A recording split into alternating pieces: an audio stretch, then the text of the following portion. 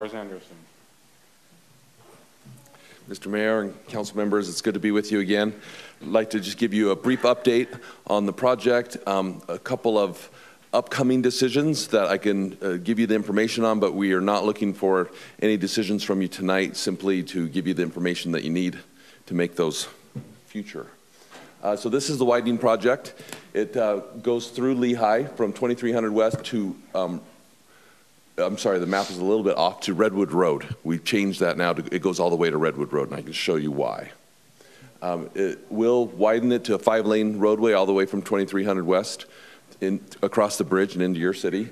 And we'll have 3 intersections that will be redesigned, including 400 East in your city. The other 2 intersections are in Lehigh. We were going to build it this summer, but there's some issues with that, and that's part of this update as well that we want to brief you on, why we won't be able to build it this summer. Okay, the widening project, this gives you a little bit more detail of what we're looking at in your city, starting at Redwood Road to Summer Village Road. It remains full width as it currently is. We will have new 8-foot sidewalk that extends from where the sidewalk ends now, easterly, and we will be adding curb and gutter as well to make the full width match what you currently have. And we plan to rotomill the existing asphalt, overlay it, and restripe it so it all looks like new road when we're done. That's the goal. We don't know if we're going to have enough money to do all of that, so we're still looking into it at this point. It was not part of the original concept to do this much, so we're trying to stretch every dollar that we can. From Summer Village Road to 400 East, we are widening on both sides of the road, including a turn lane onto Riverside Drive, and then widening as much as 17 feet to accommodate 4th East. And that's one of the biggest challenges on your side, is the intersection of 4th East and what to do there. A new 8-foot sidewalk as well, extended all the way to the bridge. The trail will then be on the north side of the highway, and will tie into the existing box culvert underpass in Lehigh and to their trail system. The trail ends there, though. It does not continue east from there in Lehigh. And then there is a new signal design for 400 East and Riverside Drive. The question is how much we accommodate for that signal there, and I'll explain that in a minute. So this is the cross section, what it looks like currently, just two 12-foot lanes, and we're going to keep the 12-foot lanes in your city, as you see in the proposed, just as your transportation plan calls out, with the 16.5-foot planter and the 8-foot sidewalks on both sides. So there's no change to what you have already approved in the past for your cross section, which is good news. These are some of the details about it. New 17 feet of new asphalt where we get up to 400 East. And then the majority of crossroads is existing asphalt. It's going to be rotomilled, overlaid again, and restriped. So that just gives you the detail of exactly what we're doing if you wanted to see that. So here's one of the issues on 4th West and Riverside Drive. This is the zoning map of Lehigh, and you might wonder why I'm showing you that in this meeting. It's because of how much residential that they're planning. 1,100 units. On the north end of your city, and their cross section for what we call 4th East is, and they call it 3600 West, is 5 lanes. And so there's a lot of traffic that's going to be coming down when those residents come south into your city. There's quite a bit of traffic there. And we are currently planned for 3 lanes at the intersection, which is one of the challenges that you're going to want to consider and decide on. So I show the 5-lane section way up there. That's Lehigh's cross section on that slide, not yours, if you know how wide that is. The bridge impacts. This is another challenge right here. We do have a stream alteration permit already approved from the city. However, where people go fishing quite a bit there on the south side, that's in the floodplain. The north side is not. The south side is. So unfortunately, as we consulted with FEMA, they are going to request a conditional letter map revision of Clomar. And that's going to take us another 6 months, which is why we're going to delay the project. Shelley, you had a question? Yeah, Lars, on that, it looks like from the map that really we're just widening to the north side. So if we're not actually impacting that floodplain, why do we actually need a Clomar? It's a great question. It's because we do have to fill for the roadway widening to the south, and that floodplain extends to the east. And so the only way we could get out of it was to build walls and the walls are going to add about another $500,000 to the project, and we just couldn't squeeze it in with the budget. So that was the option: build walls, or we were going to spend about $25,000 on the Clomar, but it takes 6 months. So it was. Fishing access still going to be available, or because of the fill, is that going to become inaccessible? If we built the walls, then it would make it inaccessible. And Forestry, Fire, and State Lands had some issues with that. And so by just using the fill, we're able to keep it open. Okay. Yeah, so we want to move it so it's away from the bridge a little bit, another 100 feet, but it will still be open, and that was one of their requirements in giving us a permit.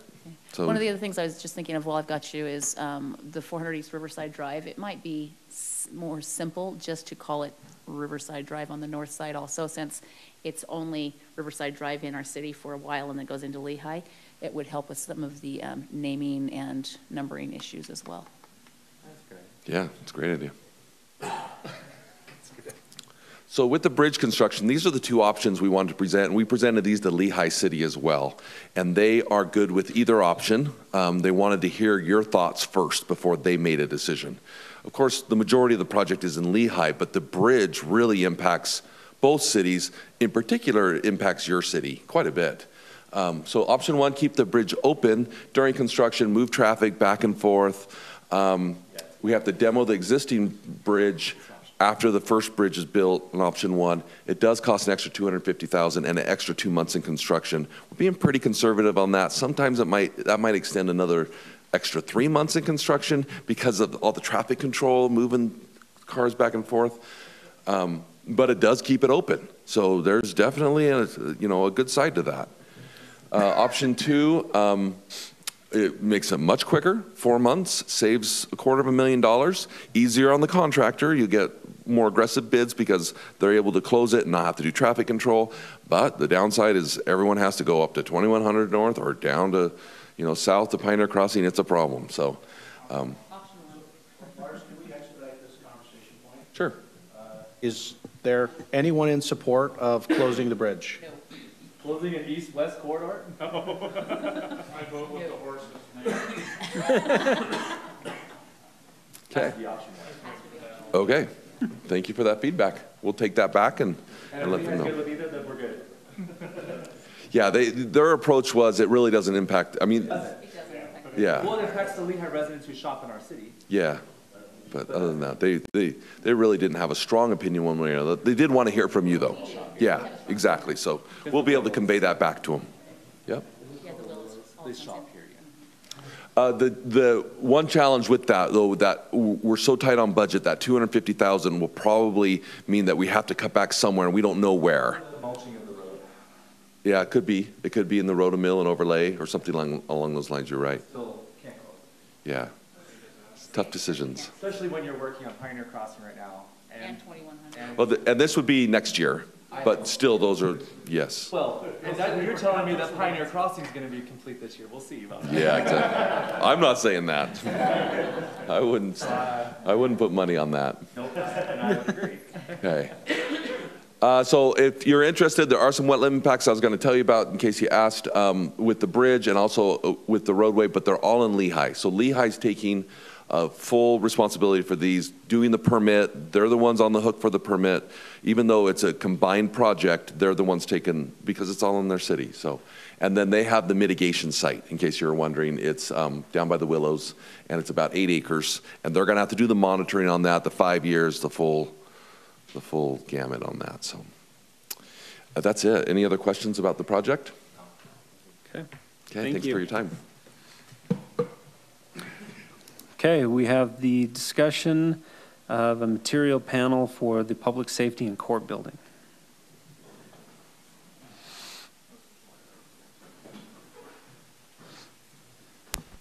Mayor and Council, you asked us to bring back a material panel for the police and court facility, and so we have the sample of the brick and then also some other samples that we'll have you look at real quick, and hopefully you just give us some direction so we can move forward with ordering it. So, and Dave's going to take care of this.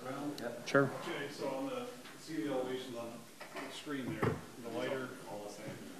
These are all 4 different colors. And so that would either be the upper and lower bands of that material. It's the wainscot. And then the brick.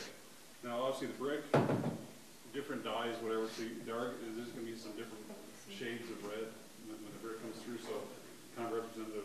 As long as it's not orangey red. That's not orangey. So, I mean, you got. That's I a actually- burgundy. I chose this one actually had a little darker piece, they had two of each, so I chose that to say that it could be a little darker, lighter, but, so that's what the. And hopefully it's actually multicolored like that because bricks shouldn't all be the same. Right. And then in between, the architect, suggested that the mortar should be a gray mortar. A darker. And this is also, kind of the bands you see going through as well, would be a precast concrete. And there's kind of two different styles there. One's kind of smooth, one's more rough texture as far as the bands go. These would be the four different colors. As we met last week, we all kind of chose the dark. We thought the dark would probably be better. Because this is going to be light. Once you get a lot of it, it's still going to come Yeah, out this lighter. needs, put that next to this because that's what it's gonna look like. Down below it. That. Yeah, that looks good. I like the darker. And that is officially Smooth Cafe. Well, if you get too light, you end up with a lot of the cost in power washing a lot. And it'll be even more lighter than what you see here as well. Yeah, it actually is, yeah, when you get more. Can I see the two gray ones? It's just more the texture difference. So where is the concrete? See the bands going across the windows? Between the rectangle and the arch? Yes, and there's going to be a separation Oh, between the okay. light and the dark, will be there. I believe this would be as well. If you went Okay. there. And I would say this. The rough, the smooth marks, look at it again, the smooth will actually mark really easily. Yeah, I think, It scars, if you look at it, the rough doesn't mark, but. I mean, if these are the two options, I mean, I just, as soon as you polish cement, it marks. Yeah. is there any place where there's gonna be in large bands? Well, I mean, but it's all in one. Well, the inscription between the brick and the stone. Looks like right there, that entrance there. I believe this is going to be the lighter also later. Like right down on lighter on top of me. There's really not a whole big section where you can have these on these elevations. Big section. But this has been consistent across the whole campus, right? So that's why it's so important, right? 'Cause we're sort of setting that standard. The lead time for the brick was, I want to say 8 weeks. It was longer for this because they had to get this out of Illinois or Georgia, depending on where their source is, it's back east. And so the lead time on this material was longer. But they're not ready for it. Yeah. On the cement, does it have to look, like to Chris's point, like cement, or can it have a tint to it, They or? have a different treatment than the standard or acid wash? Honestly, good question. I don't know. Well, I 'cause you assume can that- I dye- assume they could dye anything. It's just a mix. It's just because It's it not does even look the dye, like. it's just, this just looks like what you walk on down the Yeah. street. Yeah, well, that's what I'm saying, because it's the color of cement Yeah. versus something else. Yeah, There's some direction we can take back to them. Maybe see if they can you dye got it, the wrong quarter for these. maybe if they can dye it, it won't look so, I don't know. It also is really close to the beige that we chose, and so it's almost like This is they the one match we almost. picked. That's- They almost look like they would match, and so it's like, 'cause I don't know. Put those three next to each other. So this building is the first of a whole campus of buildings, and so it's so important that we get this right up front, because the next 100 years, Saratoga Springs City campus is gonna look like. It kind of looked like that, have that separation band. I don't hate it, but Unless wish it was a slightly larger difference, like a darker gray. I almost say tint the cement to look like a deep, like almost like a charcoal gray. What are they grouting the brick with? The similar color, right? I think architecture said the best with this would be a To match. standard gray mortar. Well, there's They're doing the brick. a standard gray mortar, but every mortar has Yeah. a tint to it, Are you and going to give so. some direction, darker, lighter? I actually Do you think want darker. some- See if we can have a sample come back, I don't know. Because lighter will make it look like really boxy. The closer you can get to the brick, then it looks more If we contiguous. use this kind of as a base, you want to go darker than one of these? Darker. Okay, for the mortar? What about the? And the bands, the Well, match.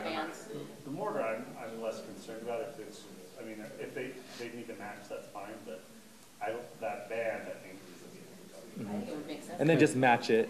yeah, I mean, if they say you can, they want the same color, then that's fine, then we can architect it. You know, the ground, I think, you want a gray with that brick to make it look classic, but, Tint doesn't cost anything.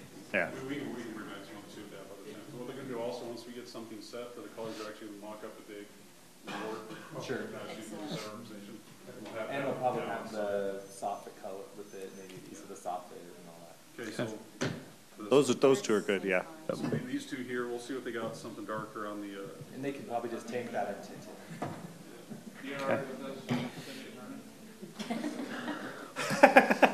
Big old page, I'm fine with that. You're gonna have to look at this every day. Should we have Chief weigh in? You want me to issue a legal opinion? Burgundy, less orange. You want me to issue a Yeah. legal opinion Okay. on what my personal opinion is? Kick him out for the night? That decision. You wield the hammer, Mayor. Okay. We will continue on to our city council policy meeting tonight, Tuesday, February 19th, 2019 at 6:18 p.m. Present tonight, we have Councilman Porter, Councilwoman Barch, Councilman McComber, Councilman Wilden, Councilman Pedescus. We have a quorum. I've asked Councilman Wilden to lead us in our invocation and Councilman Porter to lead us in our pledge this evening.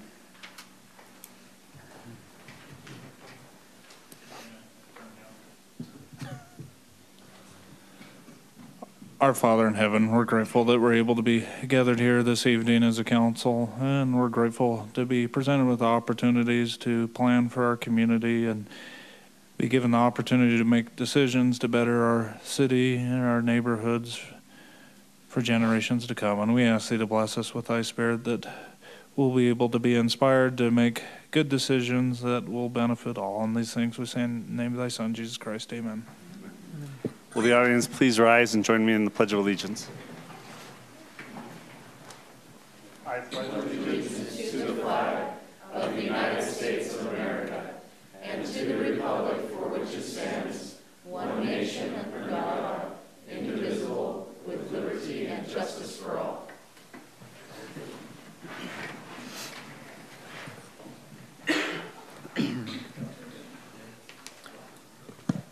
Okay, public input. Time has been set aside for the public to express ideas, concerns, and comments for subject matter not listed on the agenda. Please be respectful in your comments. Please limit your comments to 3 minutes. Please avoid repetitive comments. And if you're here for the public hearing on the Rushton-Canton Ridge annexation, please hold your comments for the public hearing. Anybody here for public input? Okay, seeing none, I will close the public input at this time. Reports from the council? Anybody? Oh. Councilwoman Barch? I just have a scout group that's going to be coming next week that would like to speak with somebody, and or not next week, next council meeting, and I don't 100% for sure know that I'll be here or not, so we can just kind of, okay. Thanks. Perfect. Councilman Pedesca? Yeah, I just wanted to report, I met with Communities That Care. They had a meeting, I think 2 weeks ago or around that time. And as a result as well, Summit Academy Health and Wellness Fair, I think it's over in Bluffdale on September 28th. I'll be attending that as well with the other communities for their efforts there. Okay, we have department quarterly updates. We'll start with fire, and then we'll go to police, building, and then finance.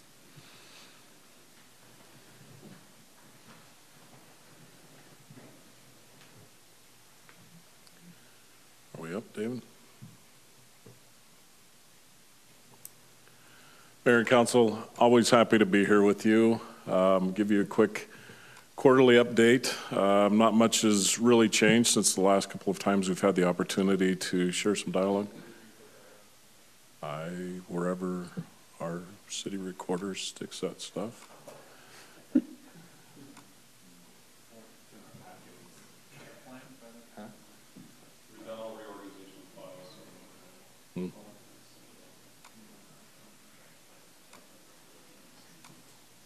Well, while they're looking for that, one of the things we wanted to do tonight was we were trying to have our second new ambulance, which we do have in our possession. When I say that, it is at our graphics shop. Due to the weather, it's made it a little bit difficult for them to, what they have to do is when they move a vehicle in, it has to get to a certain temperature for them to be able to apply, and then they can't take it out. And so his work has been backed up a little bit, so he's actually going to finish it probably tomorrow afternoon, but we will have it at our next city council meeting for you to be able to take a look at that. So, okay. Just, again, a quick flyover of a few things. Again, the second new ambulance is here. Wanted to thank you for that. Thank you for your continued support, again, in the growth of our department as we continue to grow the staffing in our organizations. We have opportunity to do that as well. It's extremely meaningful, and just on behalf of all of our personnel, want to share their thanks to you as well for that support. With that, we've received quotes on a new vehicle that we're going to use as a support/chase vehicle. It should be called upon in a wildland setting. We've received those bids on a state contract through Tishner Ford, and we'll be forwarding those for further consideration. We have till May to be able to remain in the price quote that we've been given. In May, they no longer will accept 2019 pricing. They go to a 2020 pricing, so that's a decision we'll have to make at that point. Again, just the other things that we're working with, probably one of the biggest things to note is working with dispatch. We have an opportunity, a unique opportunity here, hopefully not in the near too distant future, to be able to have some discussions, meaningful discussion and implementation of what we refer to as an automated dispatch system. What that does is it allows the CAD system, the computer-assisted dispatch system, to gather information from a phone call, verify address and some of those things, and it's all being done automatically. And then in addition to that, it also pulls the respective units that would respond to that address in that particular scenario, and it begins to automatically dispatch them without a dispatcher then having to toss it to another dispatcher to then take the time to have to physically queue, in this particular case, multiple agencies where all of that'll all go out at the same time simultaneously, and it'll greatly enhance our service. So, and then the ladder truck, we've began that process. We're looking at currently two manufacturers, Pierce and Rosenbauer. Both are part of a group purchase order by statute. We're not required to RFP, but for the sake of transparency, we're going to go ahead and do that when we get a little closer. We put a little committee together, spec committee, working on making decisions on what we need as far as space for equipment and some of those things. And they've been doing a great job, and we've moving forward with that. Rosenbauer will be actually coming to town, I believe, next week, and we're just going to have some cursory discussions with them. We've been having discussions with Superior Equipment and Pierce as well, but that's kind of where we're at with that. So with, can you click me up? There we go. Our numbers are what you saw at the retreat. We just received our January numbers.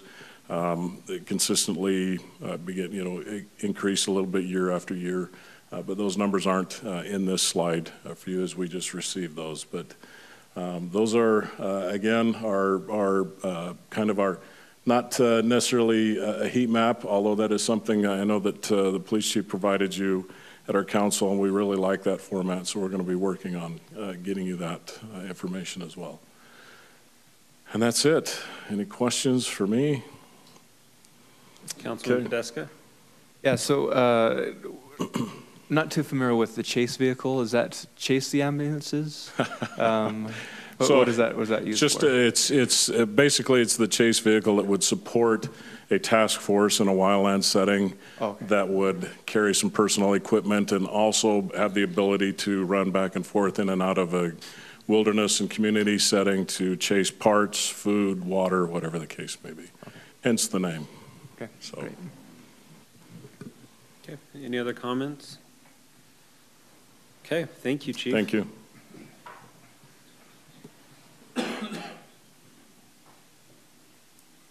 Assuming you're able to find the police department, there we go. Maybe they should call it a follow-on vehicle. Anyway. Well, we were wondering if it was a vehicle that maybe we would chase. Yeah. Next slide. That's the construction site. We put that. Oh, I got the clicker. Thanks.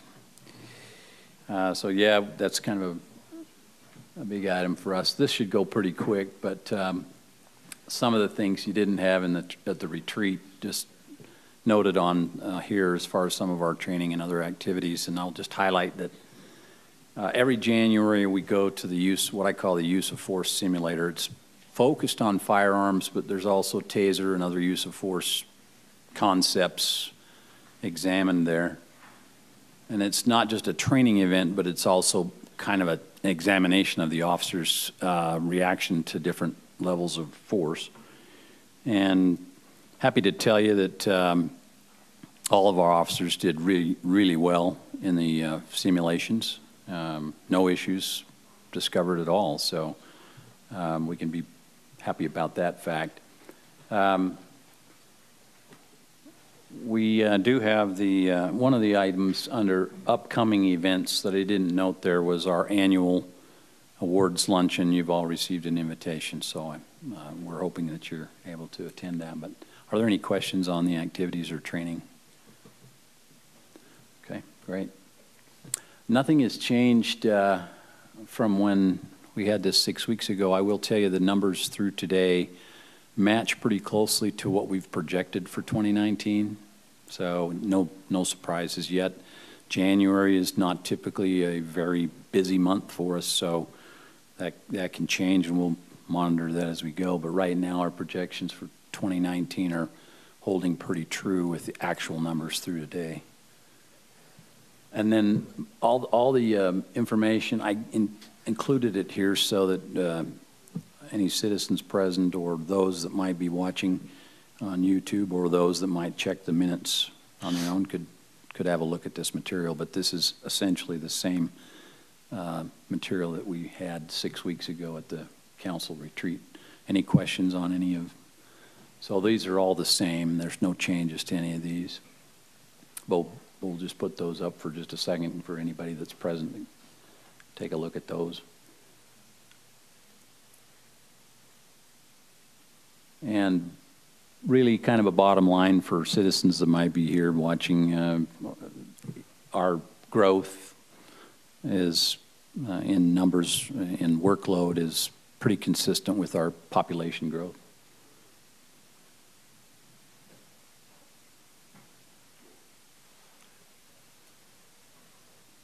And then that's the chart the fire chief referred to. We are taking a look at that one little area down there on Friday and Saturday night, late in the evening, to kind of address that. But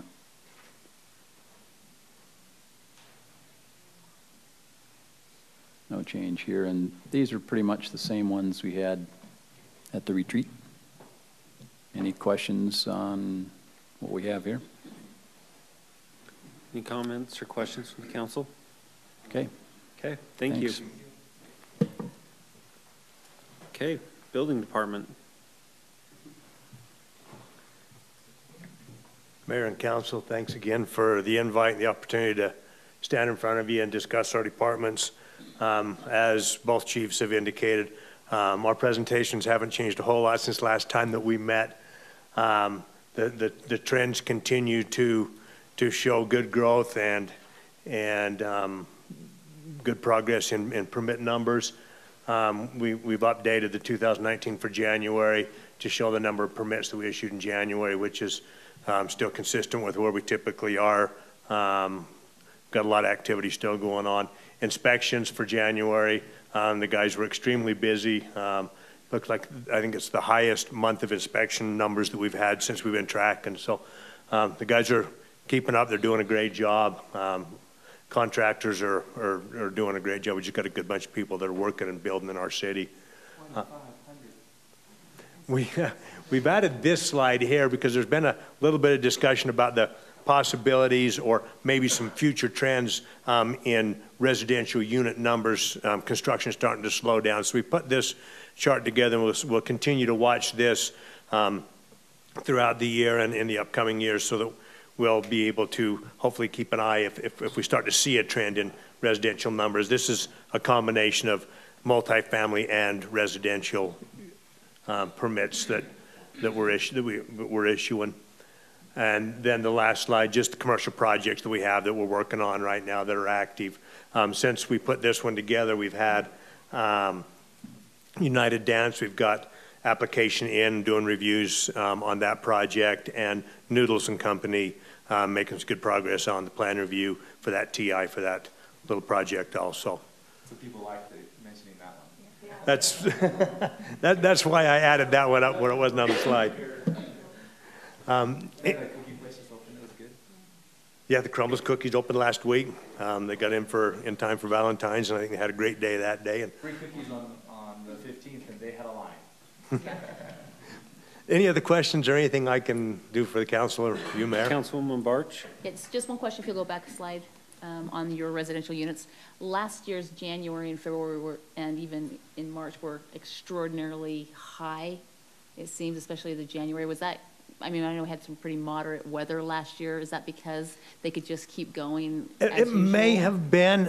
It just may. With these sorts of things, with these trends and permit numbers, it just, the things that we issue in January are permits that the guys reviewed and had ready in December quite often. So it just depends on when they come in and pull them.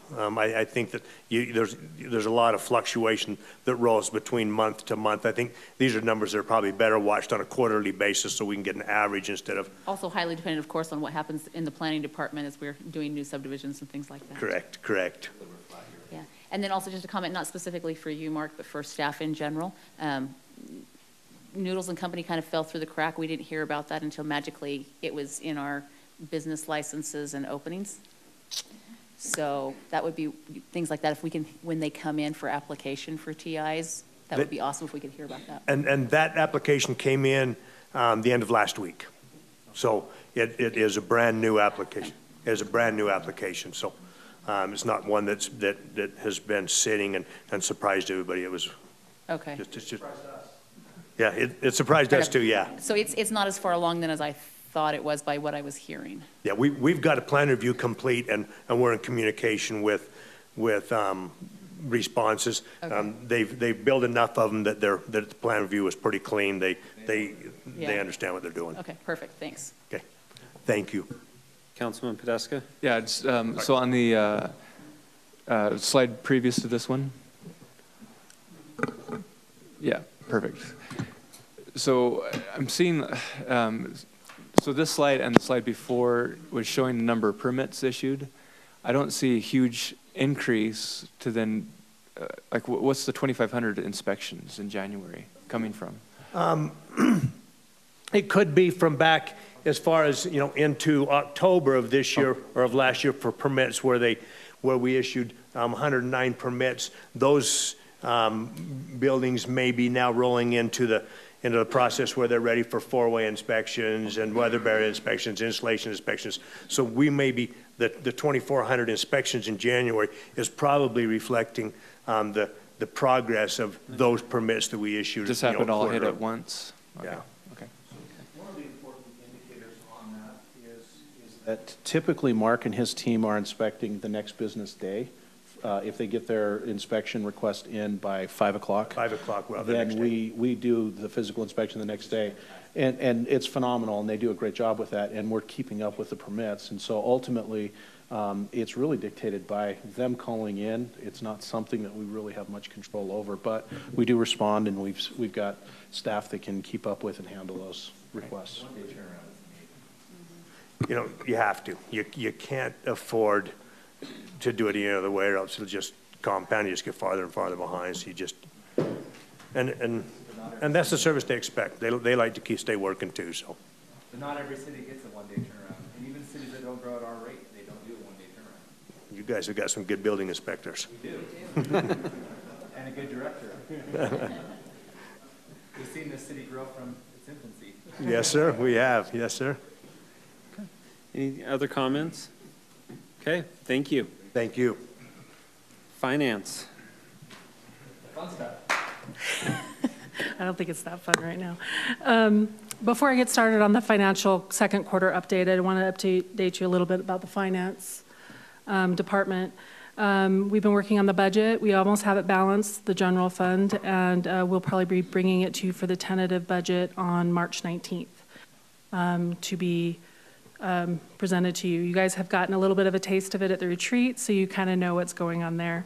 And I think Mark's also been discussing some options with you as well. And I just wanted to update you, so far this calendar year, we've had 209 new applications for utilities. So we've already exceeded, I think, last year at this point. So it's growing. Okay, so on the financial update on the KRI, as you can see, all of our revenues are in the double digits in growth from last year. And then over multiple years, they're in the high, they're in like the 30% or more. I do? There it is. I don't know how to scroll it though. Building permits are down when compared to last year, but they're up when you're looking at multiple. As you can see, our development revenue is down in comparison to last year, and that's partly because of a little bit of slowdown and also cyclical. Because if you look at our engineering fees, they're down multiple years and compared to last year, but when I was looking at researching and finding out why that was, it's because we had 2 abnormally high years on engineering fees by the second quarter. So that's the reason why it's kind of skewed it a bit. Yeah, so that's kind of the outcome and kind of expected at this point. On the analysis, the second quarter analysis, the explanations are given below about those that are a little bit running hot on budgets and also for the funds. Is there any questions concerning any of those? Is there any questions in general? Okay. Anybody have questions? Mark? I just wanted to reiterate, and we talked about this at the retreat, but for those that are here, we are kind of anticipating a little bit of a slowdown. We've been working with an economist that's helping us, and so we're anticipating we'll still continue to grow through 2019, probably high single-digit numbers as opposed to the mid-teens that we've been experiencing in the past. And so this is reflective of what our economic projections are indicating. And then we anticipate an even greater slowdown. We'll still be growing in 2020, but we're anticipating something closer to about 5%. And so that's based on current projections. So even though you're seeing some red and some yellow pop up, it is expected. And the growth trend is decreasing, but we're still growing, and we still plan on growing for the next couple of years. Yes.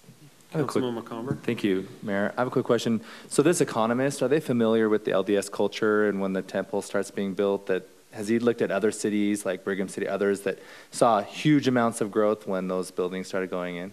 Because they've announced that they've looked into all that. Yeah, they compared it to other cities who have temples. We will factor that as we start getting closer to issuing permits, and we'll revise. Because Brigham City saw a 35% increase in permits when they right. And since we're one of the hottest growing cities in the country already, we've already kind of factored in kind of some pretty steady, healthy growth. But I'd rather be conservative and amend those up later when we got better. Of course, I just want to make sure they're looking at all the extenuating circumstances because it is a unique. Not every city, it's an outlier. So I want us to compare ourselves to other outlying cities, not I mean, not to be rude, but not to Lehigh or American Fork has one, but not Pleasant Grove. You know what I mean? So it's just like we need to look at apples to apples. So thank you. You're welcome. Thank you. Okay, we'll move on to the public hearing of the Rushton and Canton Ridge Annexation Development Agreement, Revised Concept Plan. Fieldstone Homes is the applicant. Yeah, that's continued from our meeting on 1/15/19. Okay, so here we are again. Since our last meeting, the applicant took to heart some of the direction that you gave them, and they've come back with a proposal that decreases their total density that would be permitted to a maximum of 500 units overall for the entire project. We'll try to keep kind of the discussion at a high level, and if we get past that, then we'll go into the wording in the development agreement and some of the things that Kevin and I have been working with the applicant on as late as about 5 o'clock today. In general, want to go? Oh, yeah, I've got it. I have power. So this is just the land use map from the general plan. I showed you this last time. And for the benefit of the public, I repeated it. And then this discusses very low density residential and low density residential and what those are. This is the revised concept plan. And as you can see, the overall unit density would be 3 units per acre. And then the zoning, they say MR3, we don't really have an MR3, so it's really mixed residential with a cap on the amount of development in the development agreement. So when this moves forward, it would be able to have no more than 3 units per acre and no more than 500 total units. They are talking about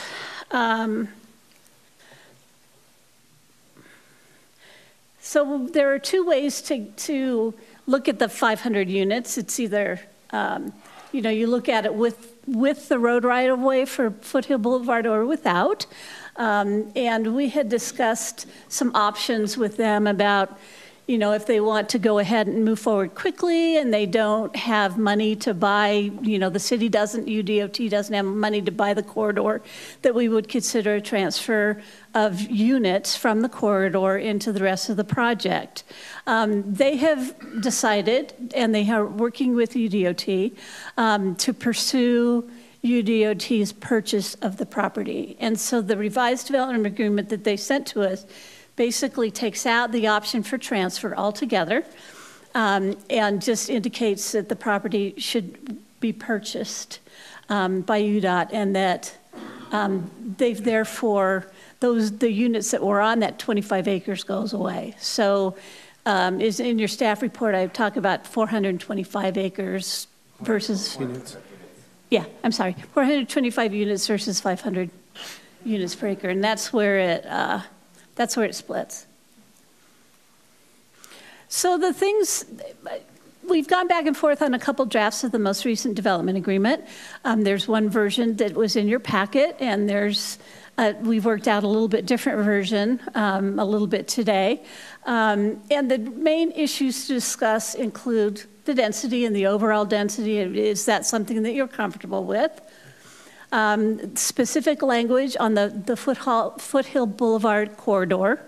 What we don't want is, we don't have the money right now, certainly, to buy it, and UDOT doesn't really have the money to buy it today. They are negotiating and they're preparing an appraisal, but they just don't have the cash. And so if it's delayed because UDOT doesn't have the money, they'll have it at some point, but they have to build that fund back up in order to have the money to pay for the right-of-way, and I don't know how long that's going to take. So there's some language we've been going back and forth on.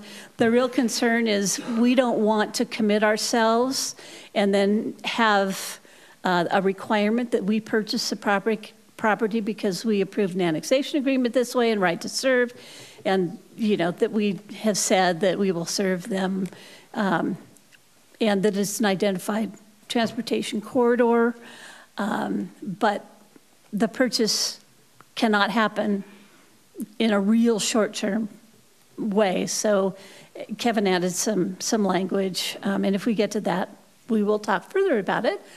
And then specific direction on the neighborhood plan, because this is an adjacent to an existing single-family neighborhood. We wanted to add some language specifically in the development agreement to say when the neighborhood plan moves forward, these items have to be included in the neighborhood plan. We felt that that was necessary to give you the level of comfort you might need to approve the kinds of densities that they're talking about. The applicant wants that taken out, basically, and wants to leave that to the neighborhood plan discussion, which is an alternative. But there are cases in the past where if there are specific things that the council wants to see as we move forward, that's actually placed in an annexation agreement. So that's something that it will be up for your discussion.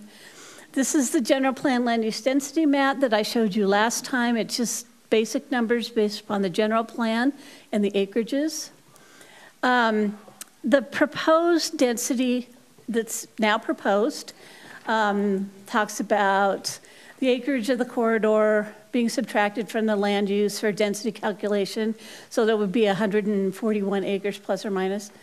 And if 500 units were designated to that remaining property, it would be at 3.5 dwelling units per acre. That's not what they're asking for, however. What they're asking for is to actually have 3 units per acre on the entire site, and then if that 25 acres is purchased, then those 75 acres go away. 75 units go away. I apologize, all these acres and units. So the result would be 425 units. So we agree on where we want to get, we just haven't necessarily agreed on where we want, how we get there. Yeah. And we were just, there was a variety of input at the last meeting. And so this is the proposal that they came forward on. Some of you wanted it more restrictive. I totally understand that, and that's obviously the first big question. Foothill corridor, this is some specific language that I think, well, we'll wait until after I get a sense from you all on the overall density, and if we want to talk specifics, we can do that. But the discussion, as I mentioned, is that nobody has money right now, and we need to figure out how that works. And we don't want to be forced to purchase the property upon annexation. The neighborhood plan provisions that we talked about include the lots being equal to or greater than the parcels that are immediately adjacent. Those parcels, actually, I went and looked at both plats. And most of them are over 10,000 square feet, but there are some that are between 9,500 square feet and 10,000 square feet. So we put in 10,000 square feet. I think that they may ask that that be reduced, or that language just say comparable to the existing density. Totally up to you. The current language eliminates everything on multifamily housing. And we just wanted to make sure that that carried through. The current language we added some language on four-sided architecture. That language is also in the MR zone language.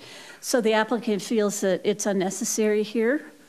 And then commercial, they've taken all the commercial out of their plan, but the MR zoning does allow neighborhood commercial. So if they chose in the future and things develop and roads get developed and they decide they want to do neighborhood commercial under the MR zone, they can. But one of the things we didn't do with the MR zone is designate how that commercial square footage would be counted in terms of density. And so we added a provision to the development agreement that says how it would be identified and counted in terms of their unit number, and that's in the draft development agreement. Residential. Yes. So obviously you could approve the annexation agreement as the version you have in your packet or with some revisions.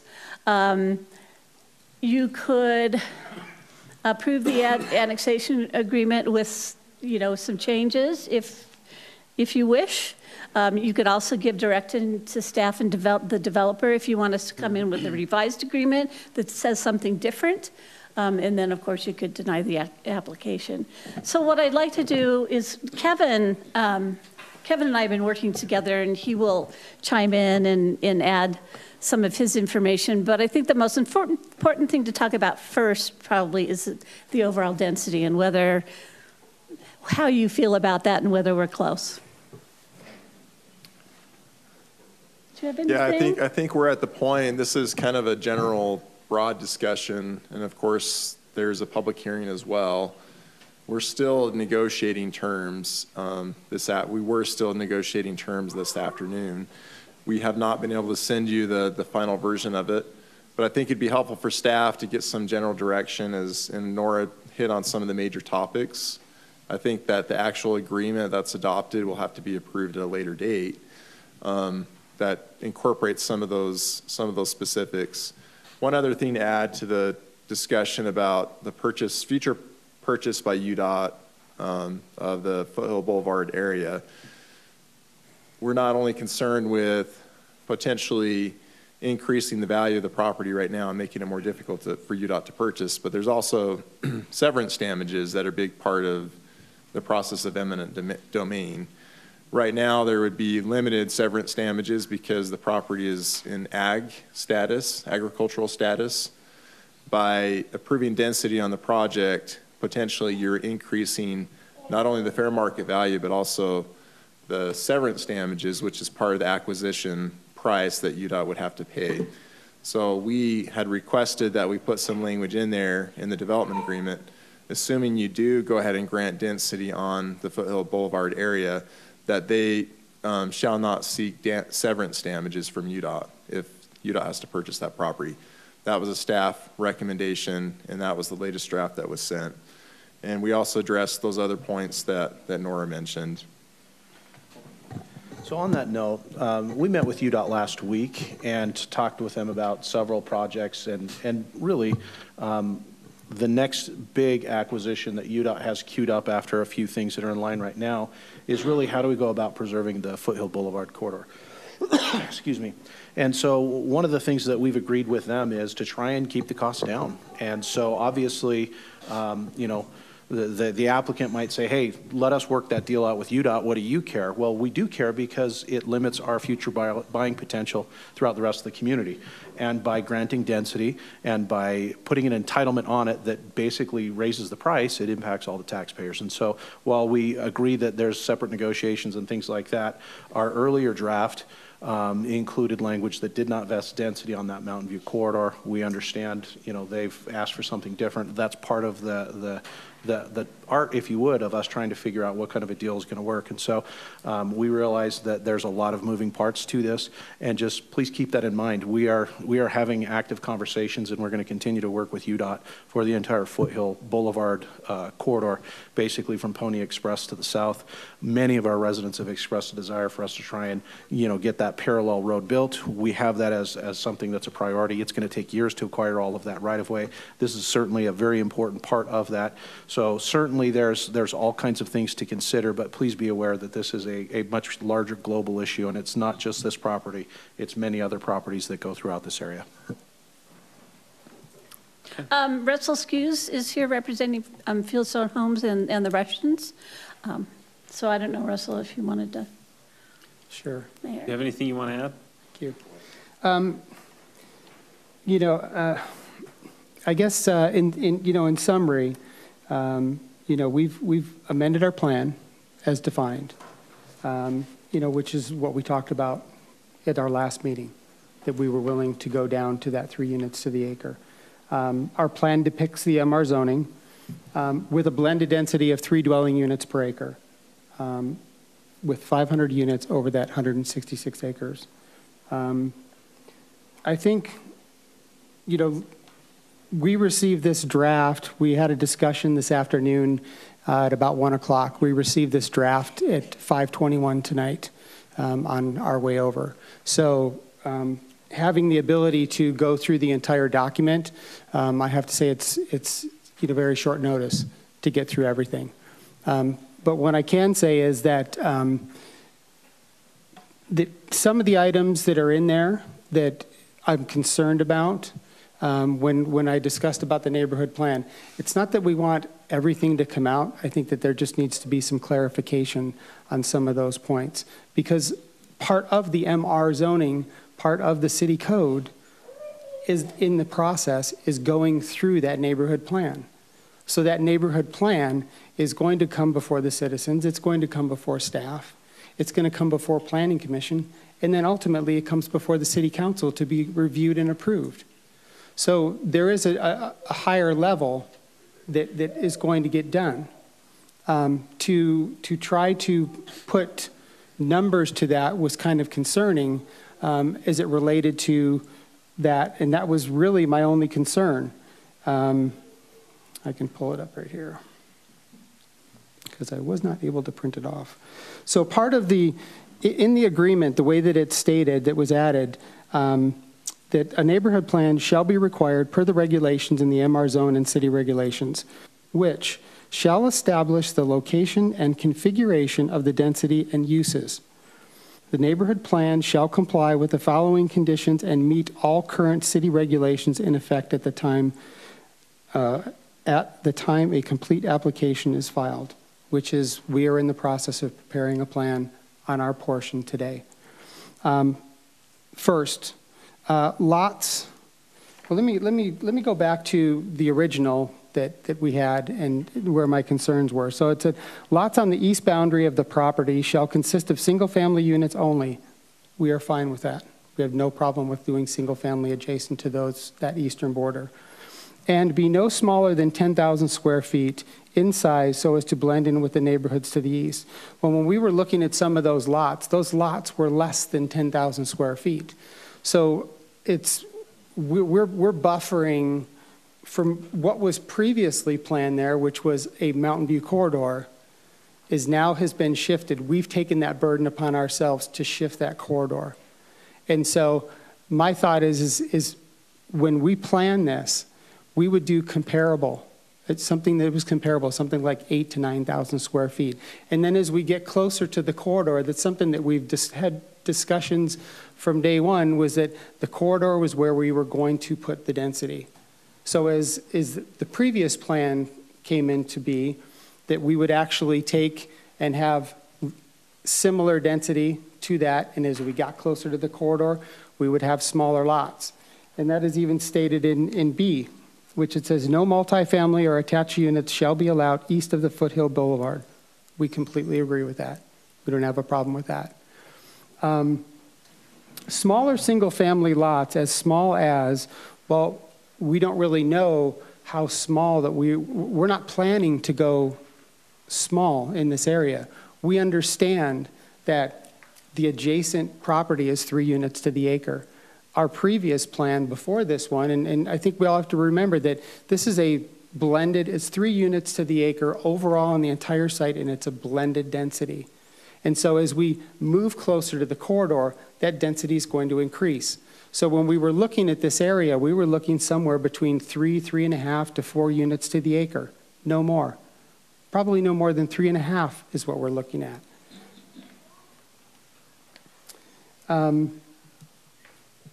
So to kind of limit it to that was just something that I wanted to get some clarification on with staff and with the council.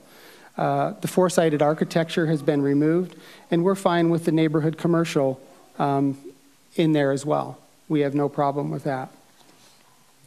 What it has been changed to, and what I saw, like I said, about 5:30 tonight, was that the first one was lots on the east boundary of the property shall consist of single-family units only and be no smaller in size to the lots to the east located on or near Meadowside Drive, Rocky Ridge Lane, Rocky Ridge Court, or Mountain Shadow Lane, so as to match the lot size of the lots to the east.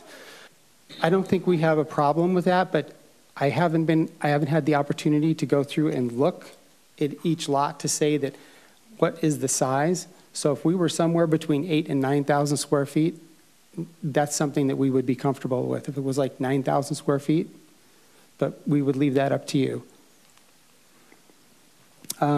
Second point was that no multifamily or attached units shall be allowed east of the Foothill Boulevard. Again, we are fine with that. Developers shall develop no more than blank units to ensure that a density no greater than 3 units per acre east of the Foothill Boulevard.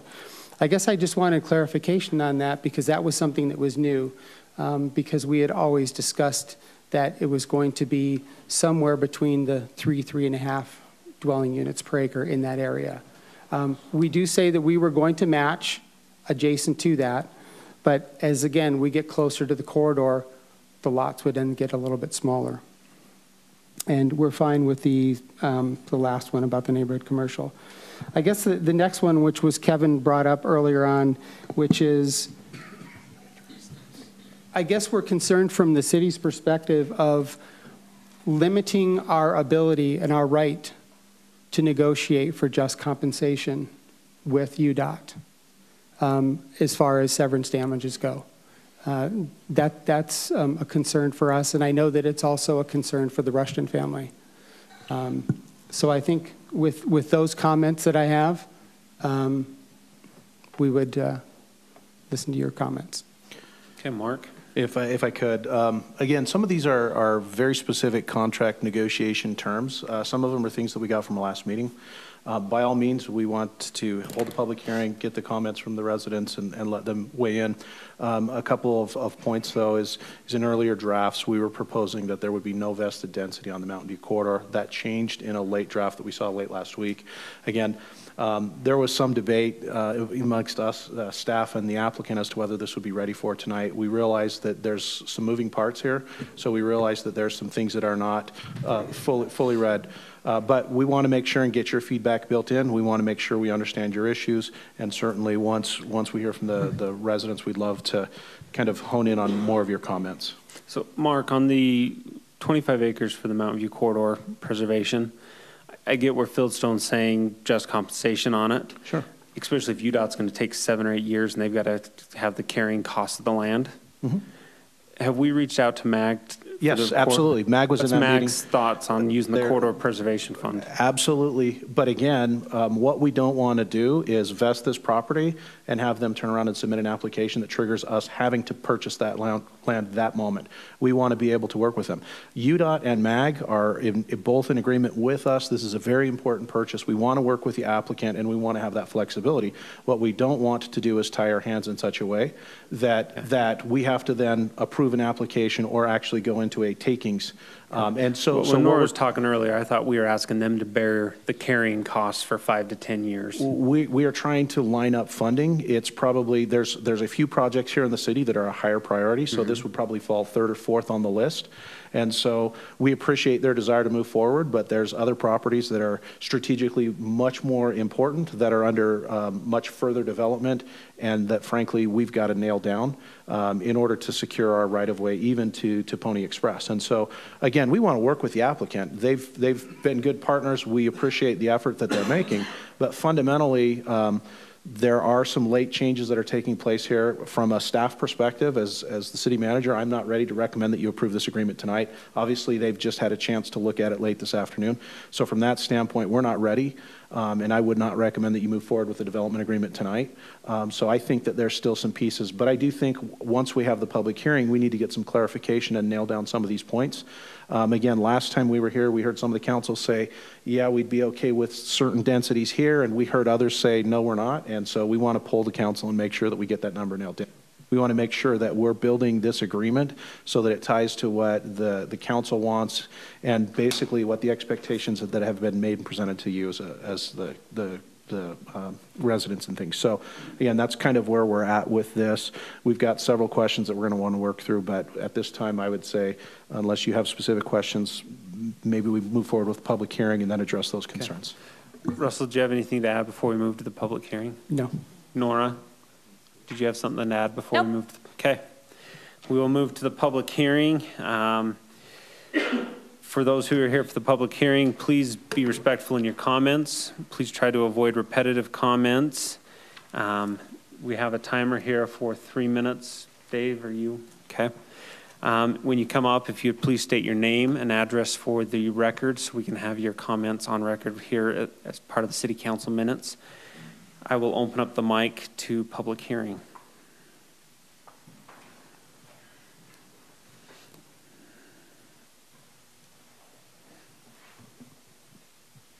Heidi Baldery, 1407 Rocky Ridge Lane, Saratoga Springs, Utah, 84045. While this plan is far more reasonable than the original in regard to density, it still is too dense compared to our general plan. If the mixed commercial is allowed, I have serious concerns that there is no specific proposed amount of mixed commercial in the neighborhood plan. How much are they going to want to take? The obscurity makes me nervous. My first preference is low residential as currently zoned. However, I may be open to a very small amount of mixed commercial with a density reduction swap, which I know is intended anyway. However, I would like the cap to be in writing rather than open-ended. That makes me very nervous. The new plan proposes smaller lots or higher density on the east side, closest to the existing built homes of Mountain View Corridor or immediately adjacent to the corridor, rather than on the west side as was requested in the last meeting. Myself, as well as 2 council members verbally requested as such in the minutes. You can reference that. And I feel like that request was ignored. Again, I haven't seen the revised one that has changed since I originally read the documents for tonight.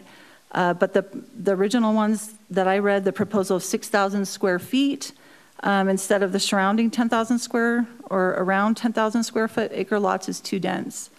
I feel that Ruston's Fieldsons were not listening to us when we asked that, again, we consider the density be kept on the west side. Of the options tonight, I recommend 2 or 3. As such, I recommend the City Council choose not to approve the annexation. I believe option 2 is possible, or 3, depending on some minor tweaks, including a cap on the mixed commercial to no more than, I don't know, you can decide. I'll just throw out a number, 10 acres, and a limit on the east side units to single-family dwellings, with any smaller lots positioned nearest the corridor, far away from the existing lots. Let's see. Oh, however, as was noted earlier in this meeting, with the special project site, we know that the properties near the special project site will be increased in value dramatically, and I don't see that large acre lots, even next to the corridor, will have any trouble selling because of the scarcity of those lands adjacent to the special project site. So that's something to consider. I think there will be 0 problem selling anything next to the special project site. Again, development is something that will last for a long time, and as a resident, I ask you to please consider carefully. Thank you all for your time. Thank you. Anyone else for the public hearing at this time?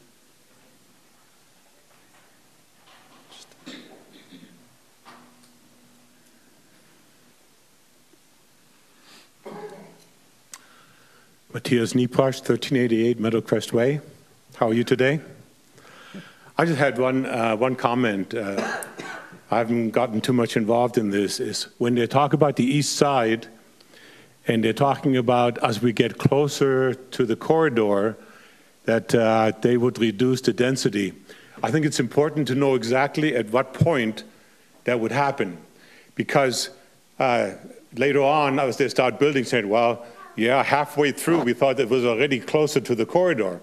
So I think it's very important that you specifically indicate of at what point you would have smaller lots as you get closer to the corridor. Thank you. Thank you.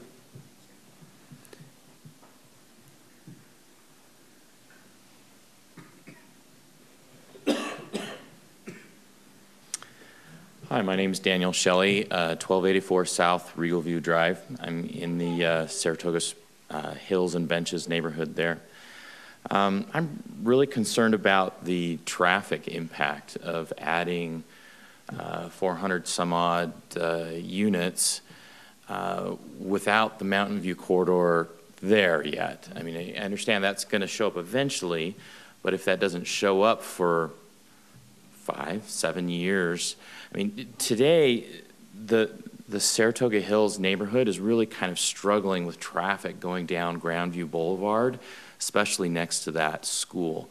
It's really creating a problem because of that traffic there. A lot of people are driving through the neighborhood and then driving out Tanner Lane next to that church. Really creating a traffic problem within the neighborhood of people driving like they're on an artery and not like they're in a neighborhood. I'd like to ask you to do a traffic study so that we can see what is the expectation that these new homes on the east and the west side of where Mountain View Corridor would appear. For reference, I know the Beacon Point subdivision that was recently approved did have a traffic study done for it. And I think it's appropriate to know how are these people supposed to route from these new houses before Mountain View Corridor is built. How are they going to get out to Redwood Road or somewhere to their jobs, to go grocery shopping, wherever? If they try and 400 units traveling down Grandview Boulevard would be a disaster. And I know there's a lot of concern currently from people south of our neighborhood, concerned about the total number of units of houses built south of Redwood, trying to travel up Redwood all at the same time, commuting. It's really a struggle.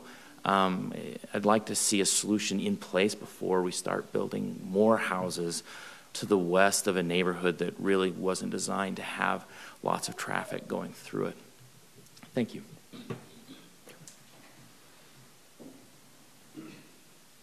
Okay, anyone else here for the public hearing?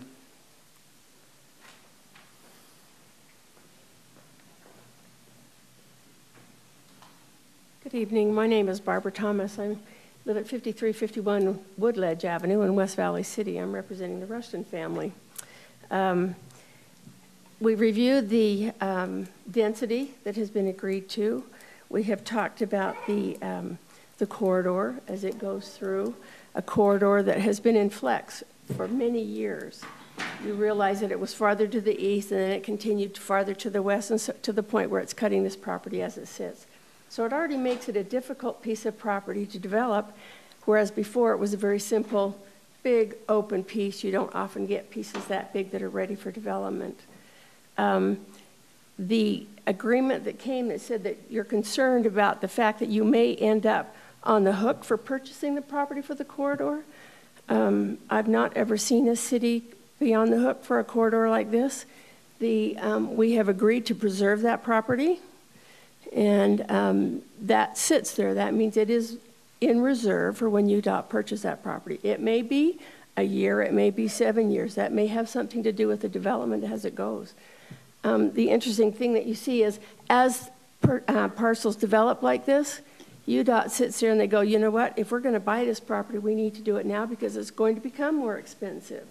And their priorities change. They've changed quickly. And so I see no problem with this. I see no reason why a city would ever be, quote, on the hook for purchasing this property that they're going to use for a state road. And that's what they will do there. It also seems that it would only be fair that because the state has come in and taken this property, that density that is being taken by that be allowed for the development of that particular property. And we would ask that you would consider those 75 units, that they be added to the rest of that property so that it can be developed with the rest of it. So it doesn't narrow it down just to the 500. But we've given proper compensation for the property that's taken from us as property owners and as developers.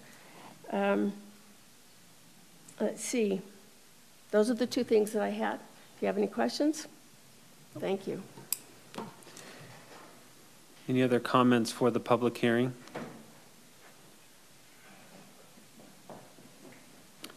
Okay, at this time I will, oh, sorry.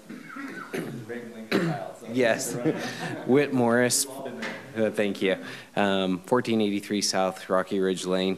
I'll make this very brief as I do have a little one. My thing is associated with the alignment of Mountain View Corridor. It is detrimental to me in my staying here in Saratoga Springs. I would love to move further west. There's a lot of land. I know that the Russians own the next land up. There's a lot of usable land up there for that, and that is my biggest and utmost concern. Why are we not looking further west? This is an amazing opportunity for Saratoga Springs to develop this area, and as such, once again, I harp back to my landscape architecture. Why are we doing this so close? There's such amazing views. There's amazing properties that are still meant to be developed up there. Why are we working with UDOT to mush it right here in this acreage? So if we have an answer, I'd love for that, because we are a city, we should have some say as to the alignment of a corridor associated with UDOT. I would hope. So, thank you. Okay. Any other comments? Okay, seeing none, I will close the public hearing and move on to the council. Any comments from the council? Councilman McComber? I'll go first. So I'm looking at this property, and I appreciate all the comments that are being made. I think it's important to know that I lived for 6 years, less than 1 mile from where this is coming in. I remember when the Foothill Boulevard was at the alignment right behind, and people like to say, oh, it's just barely moved. I think within the first 18 months on the city council, Jim, we got it shifted west. We had to work with MAG and other organizations to get them to show it on theirs, but in the city, we immediately moved it west off of the back of Rocky Ridge. To the point of having it move further west, it just doesn't align with all of the other developments and with the foothills, and so I appreciate it, but we worked really hard to move it as far west as we have. Now, I think it's important also to point out that this land, as it has rights, they're county rights. There are no vested city rights on this land. This is there as a request to come into our city and to annex into the city, and then at that point we give rights. And that's why we have to be so careful. And this isn't something that we're trying to be nitpicky on this one development. Consistently through the entire city, we have done this to make sure that UDOT is not adversely impacted from, because tax dollars are tax dollars. Whether it's property taxes in Saratoga Springs or road taxes that UDOT collects, it's still our money. And we need to be good stewards of it, even if I have the direct approval rights for it or not. So I'm absolutely in favor of any language whatsoever on this to protect, and Kevin, I know that you're working on that, so I support you 100% to making sure that there is no severance capabilities here, that there is, technically it's agriculturally zoned. It shouldn't even get to be purchased at a higher, we did that to another developer in the city. We locked them down to an agricultural price. I just think it's really important. Second, the decision was that you did not want to do a transfer, that you wanted to sell this corridor. Well, you're not going to sell the corridor and then get 75 more units and get a transfer as well. That's called double dipping, and it will never happen under my watch. This will not happen. So we've been now told, and I think it's been decided, that you're looking to sell it. And so there is a reduction of 75 units. We are not going to transfer those units up to 575 or whatever, or because we go from 500 to 425, and so you're actually wanting from 500 to, and keep that on a smaller amount of property. I'm going to come back to Russell. I just need to clarify. We are not requesting any transfer of any units. If those, well, that's what was said by the representative of the Russians just now. Okay. Well, that's not what is in the development agreement. That's right. We have that in the development agreement. We just had a representative of the landowner say that on public record, so I had to speak to it. Okay. Okay. So obviously, don't bring that forward on the next round, because my city manager also recommended that we don't prove it. So I'm just trying to give you feedback. I'm trying to be as precise and as clear as possible so that we don't have to keep coming back and time again. It costs a lot of time, and it wastes a lot of our time and energy. The residents really don't want to be coming here every month for the next 6 months trying to figure this out. So I'm trying to be as clear as possible. So, Good. So there were a couple proposals discussed. One was don't attach any or don't assign any density to the Foothill Boulevard. Leave it in the basically the agricultural status, but allow the transfer of that density onto the remaining property. Not if they're selling it, yeah. Up to 500 units. Yeah, and I'm not 500 units has never been where I'm at. I mean, I think that's where the confusion, maybe other council members, I am one of 5 here. So I'm not even close to the 500. Okay. And even with the calculations and the tables and nothing against staff, I'm going to let Councilman Wilden, he's done some of his own math and I'd like him to be able to speak to that, but I support what he'll be saying. But for me personally, I've been doing this for 9 years and I've never seen 5 units on a low residential.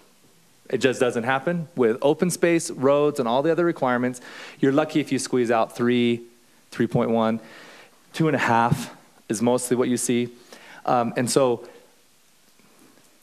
I honestly think it should be closer to the 320 range is where I'm actually, and that's being generous. And if really we want to start getting into like the Mountain View corridor and all that, maybe getting to 350, but I am more down in that 320 range because this is why. On the land use map is what we've tried to give landowners a vision of what we expect and to only be fair to the people who do have a vested right in our city, the people who are members of Saratoga Springs City, who have bought land in our city, who have those property rights. If they did, and I know quite a few people in the room because I used to live in this area, and I know that these people did not buy their lots and build on them without going to city records because that's just who they are. Heidi, I know that you didn't just buy your lot and build your home without looking at what was going in the neighborhood. You saw low residential and rural residential on the map. So I personally think that is what we've promised people. That's what we deserve to provide as a neighbor to those people. In terms of the transportation impacts on Grandview, I just want to speak to this because I think it's really important because I agree transportation is horrible. We follow the UDOT standards and they don't believe that Grandview is going to fail because it's a major arterial. I apologize, it's not the standards we implement, but this development, any traffic study, it's going to pass. I mean, it will. You know that. You know for a fact. Even at 500 units, you guys, it would pass UDOT's requirements. So I look at this, and I appreciate you bringing this up. The rural residential, half, not quite half, maybe 65 acres. Yeah, I mean 65 acres are what we thought would be rural residential, and the other would be low density residential, okay? And so Stephen, Councilman Wilden, has gone through and even done, if we keep that ratio the same, he's done the math. And I think you guys on the council will see that, and I know Shelley, that's a real concern of yours. Yeah, and he did it with taking out the corridor because they're not, not. So personally, I think that we need to keep those same ratios because that's what was promised to the residents. When I built, I looked at it and I immediately saw that road and I'm like, well, I'm not buying a lot, not the kids Rocky Ridge. I'm not buying a lot on Rocky Ridge. They have great views, but they're backing on a big road.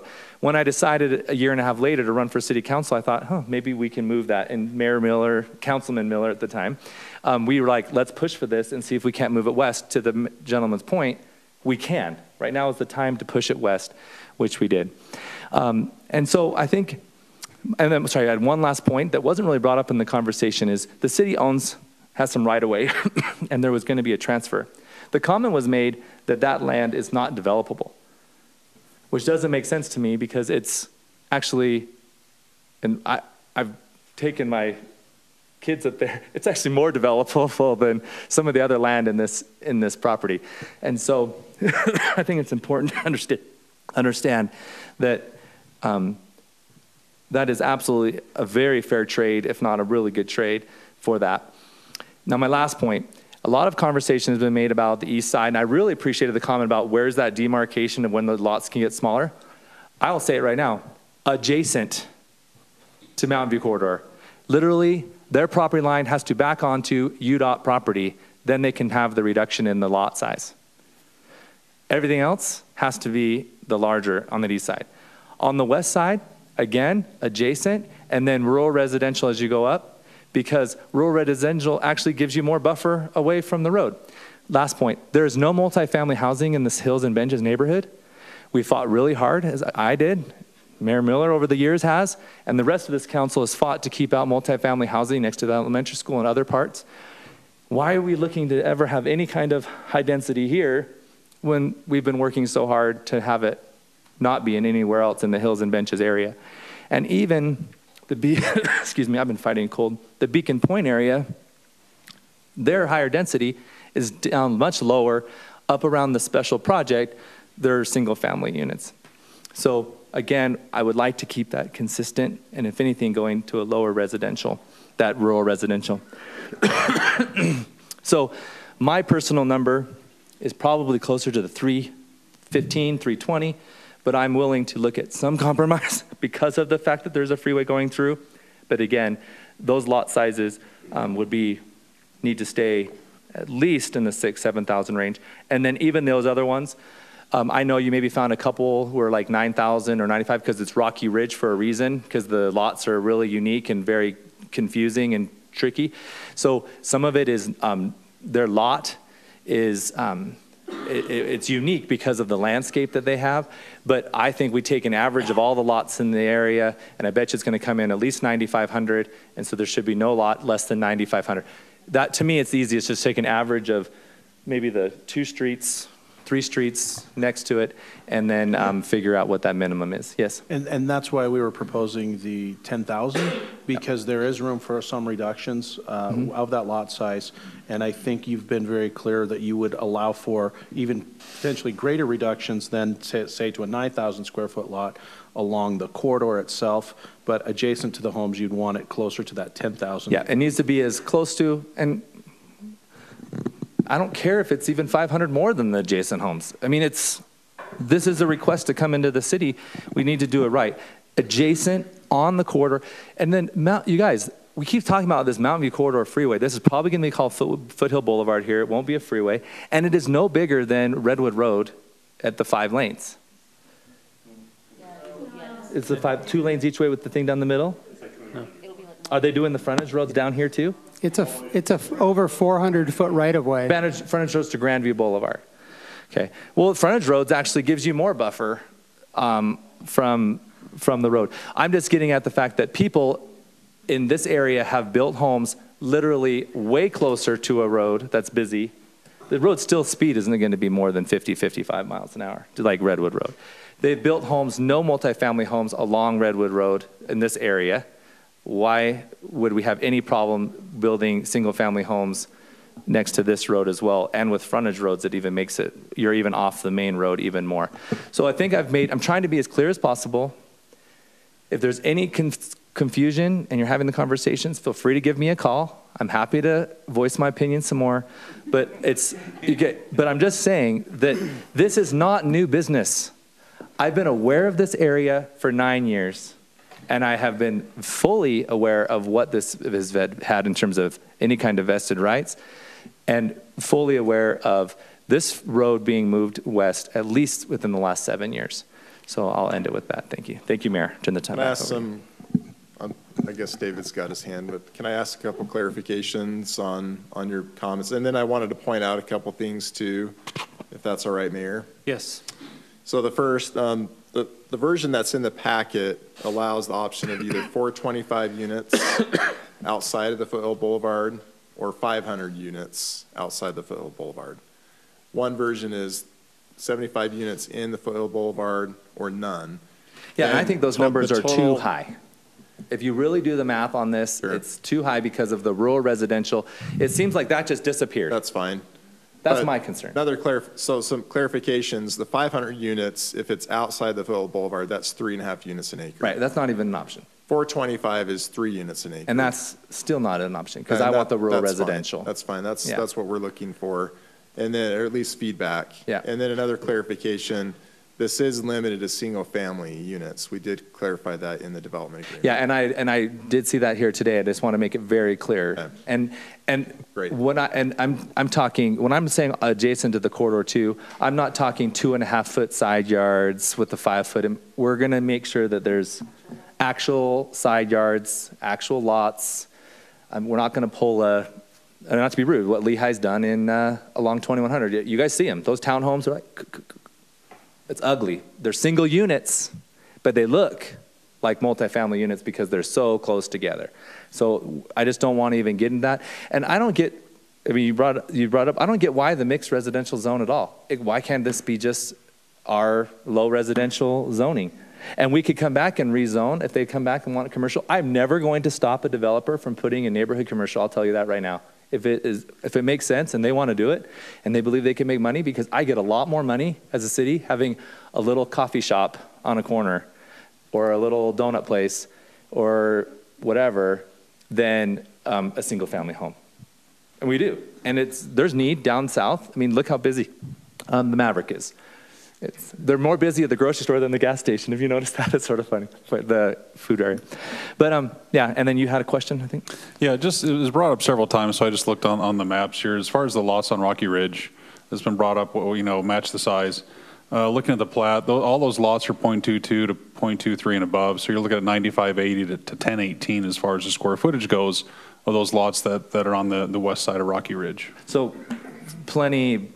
I mean, 10,000 then seems fair because you do get some reduction opportunities we have in our zoning. Just so you know, you're allowed some lots if it doesn't work, because it's hard to fit every lot perfectly, 10,000 in every single neighborhood. So we allow some reductions just to make it work in a neighborhood, especially with roads.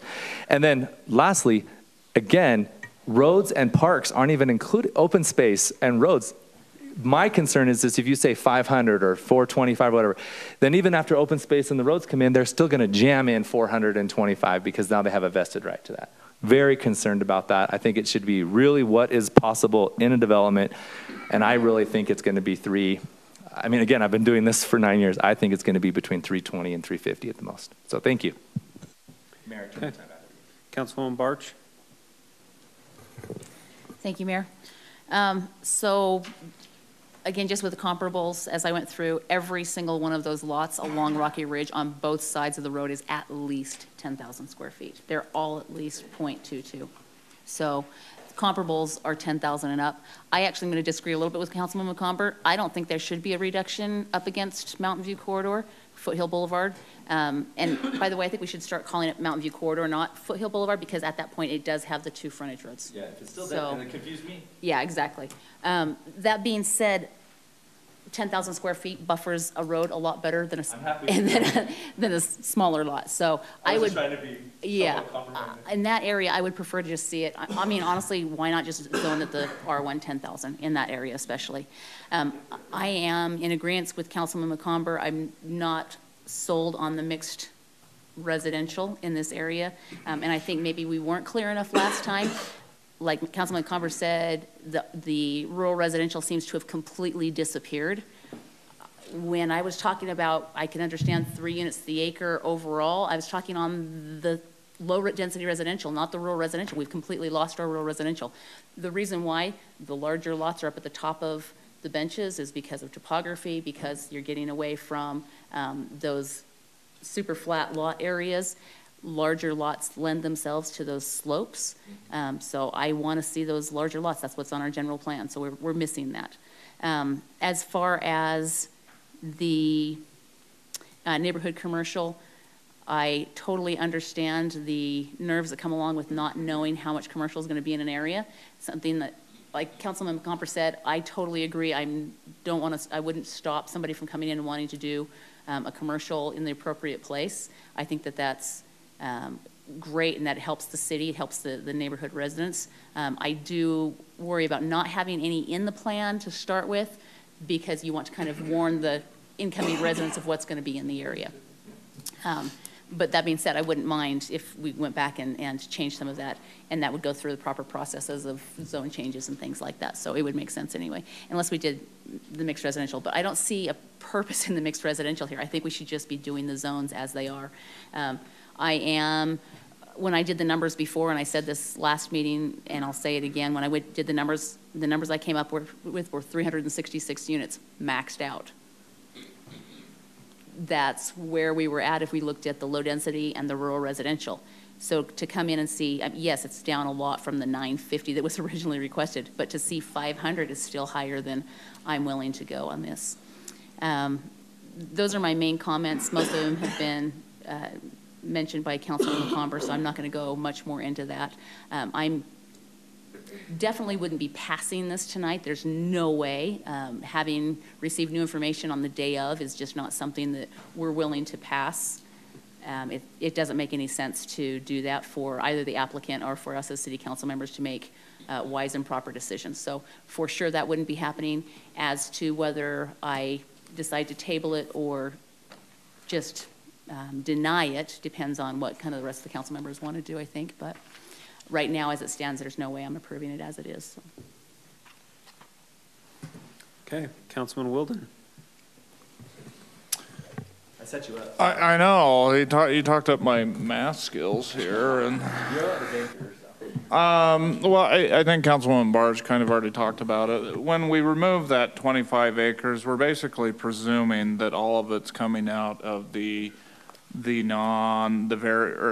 density residential versus the very low residential. So that same proportion, which is about 39% on very low versus 61%, that needs to be equated into how much we're looking at. And similarly, if we gave you R19, which is the highest of the low density, you could get 4.84 units per acre with no roads and no open space. Obviously wouldn't work. And so I don't know how we ever came up with up to 505, and that's not consistent with how we treated Wildflower either. We said you're never going to yield 4.84 or whatever the specific number was on there. It was you're going to yield 3 or whatever it may be, and that's what we're willing to give because it'll count for roads and open space and other things. And that was actually a specific request that I wanted to see come back, and it didn't, is I wanted to see what we could yield on this. That was pretty specific in my comment. So just because of that alone, and I didn't pick up on that yesterday, and I was talking to a resident, and then later on in the afternoon it just clicked in my mind that this little chart just isn't reflective of reality of what would ever been given. Does that make sense, Nora? Yeah. So when it comes back in whatever form, it needs to actually reflect what the actual yield would be. And I'd like to see, it's hard to even comment on this because we don't know where we are, if we're transferring some of those or we're just keeping. So it's just, if we ever get to a point, hey, we're going to transfer some of these units, it needs to maintain that 39 and 61% mix and not presume that it's all coming straight out of the, I don't want to say higher density, but The low residential. the higher than the very low. Yeah, so you have the rural residential and the low. I know, I just don't want to call low density the higher density. I mean, that is what it is, but, you know, and to Council Member McComber's point, and I was thinking about it earlier, there is no vested rights right now in the city. And so we're trying to work with you that comes up with a solution for you, but also as well as the existing residents. And instead of going through all the calculations, there's just no way that you'd ever hit 5.0 or 505 or 500. It just wouldn't happen. And if we granted something like that, everything's going to be very small lots. And on top of that, I'm not good with mixed residential either. The reason why you do mixed residential is to have different type of housing styles, and we created that. Isn't that the new one we just created? Yeah. We created that for specific reasons, like if there's a transit corridor going through that and different things like that, and to be able to grant higher density to compensate for a transit corridor, and like that's tracks. Like, yeah, tracks or BRT, all the, anyway, I won't make fun of UTA here. That's not the point. So, I mean, that's kind of where I am, is the density's too high. I agree. If you look at the calculations, we'd never get there. And I don't even know what to say, the transfer, the non-transfer, other than if we're going to transfer out units as part of the compensation, there needs to be some stipulations. and agree I don't need to restate it, but all single-family homes.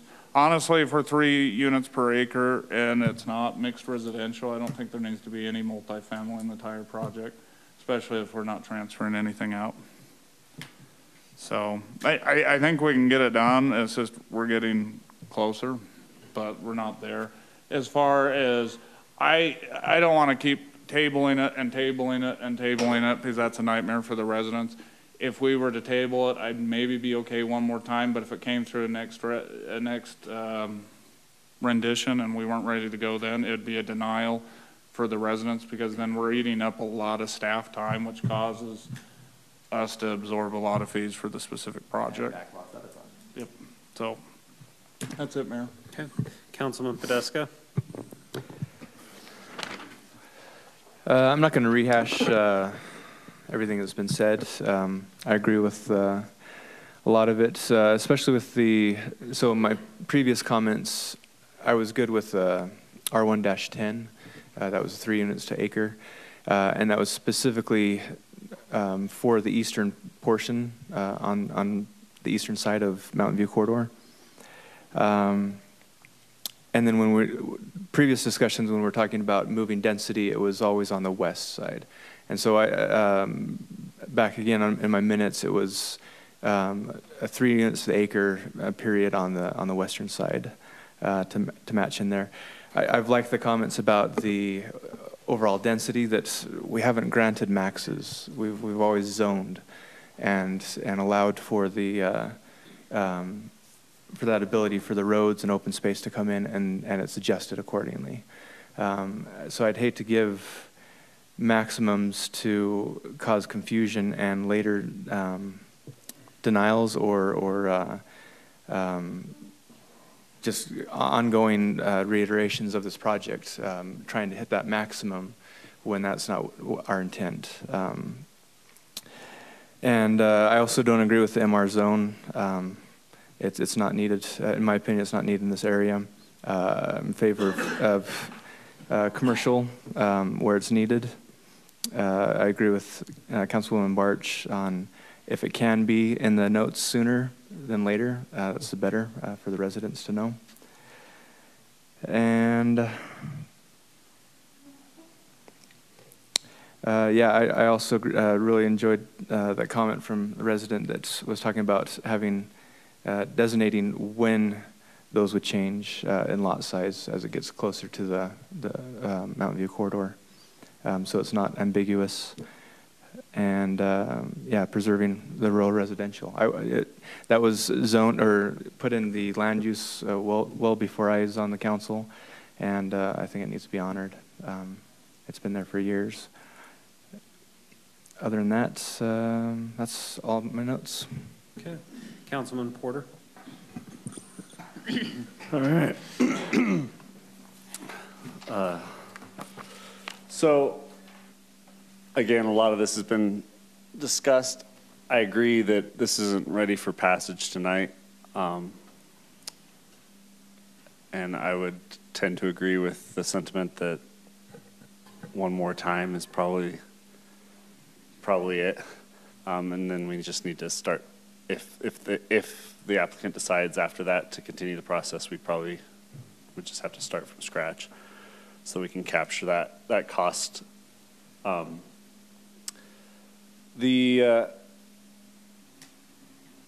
As far as the density on or off the corridor question, it's my preference to leave it with no density on the corridor. Keep it consistent. Yeah, it just makes, I mean, this has been a priority of mine since before I was on the council, is to get Foothill Boulevard and Mountain View Corridor built through this part of the city. From a public safety standpoint, just so that the people in the south half of the city have multiple ways out. You know, we had the mudslides several years ago that basically cut off half of the city. We don't want to have to live through that again. So from a safety standpoint, this road I think is absolutely necessary, and so I don't want to put in any impediments on that. Now, I understand that there was some concern about this being a UDOT road, and so we wouldn't be on the hook. It's not a UDOT road yet. It's a city road until UDOT decides to come in and take it over. And, you know, we have agreements on that.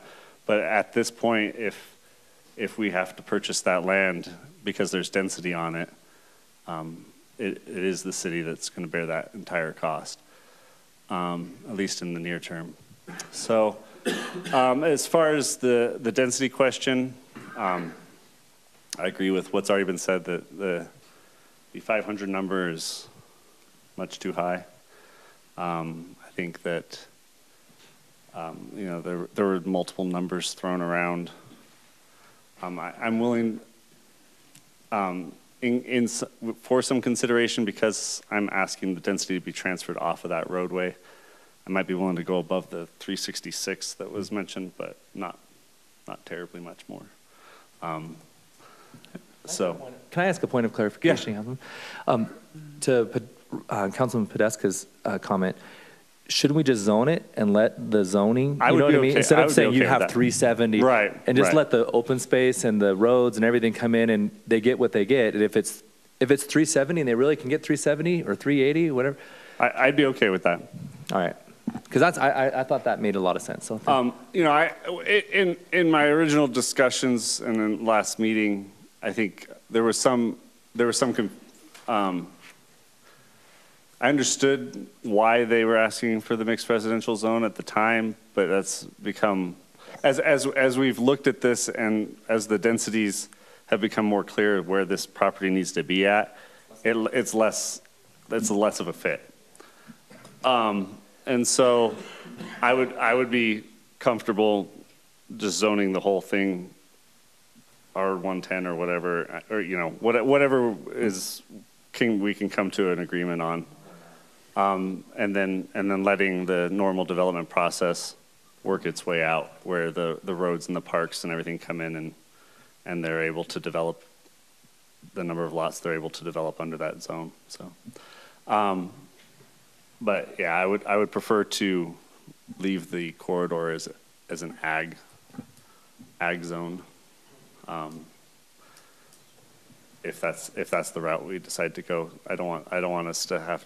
I mean, to his point, there's negotiations over severance and all that. If we don't put the density on there, then that becomes a moot point. So, I just wanted to make a comment relative to the MR zone.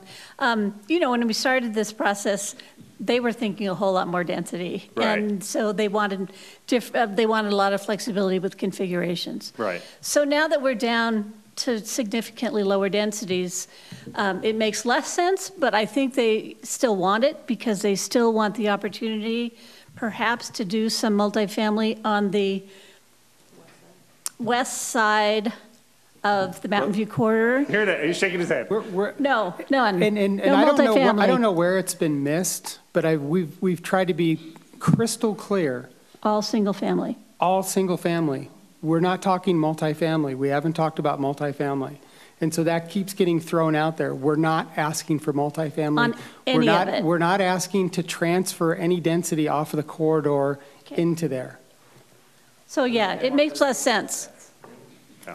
So no, we asked for the MR because of the flexibility that it will allow us for housing type. That was the reason why we asked for the MR. When you say housing type, though, that to us says single family detached, single family attached. I mean, that's what flexibility in housing type means. Okay. And when you have MR zone, it's part of the zone allowance is for that. So and when you read the definition of the MR zone, it's very clear, and that's why we looked at it and said that's something that we want, because we're trying to create a community, and that's what this is. Well, where we may have 55 and older areas, and so that's really what we were focusing on. And originally, you know, that was why I understood the MR zone, is because you were looking for, you know, the one thing that we've tried to avoid, or we've had a problem with, I think, is in some of our less ideal developments, is that we have these big blocks of townhomes and these big, you know, and they're not a community, they're just these little, Lego bricks that that got put together.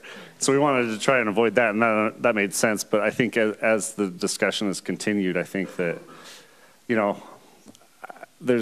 there may be a better solution than the MR zone, just because we've gotten so far. The MR zone is a denser thing, and right now we're looking at limiting it so much that it's no longer what it was envisioned to be. And so, I hope maybe we can find a better solution that maybe doesn't include that. So,